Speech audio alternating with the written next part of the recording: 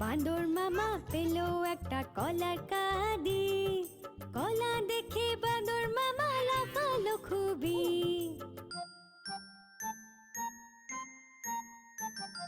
তাড়াতাড়ি কলা ছাড়ালো বাঁদর মামা রে, খোসা এদিকে ওদিকে, ওদিকে এদিকে সেদিকে ফেললো।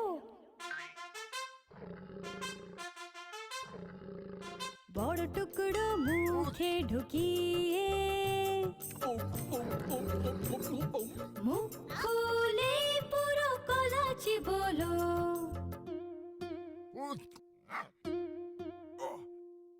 এক টুকরো গলায় আটকে হলো মুখটা লাল নীল।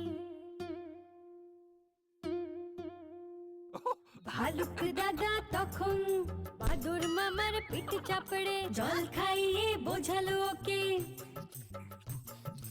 মুখে খাবার কখনো বেশি নিও না, ছোট টুকরো নেবে, মুখ বন্ধ করে চিবোবে।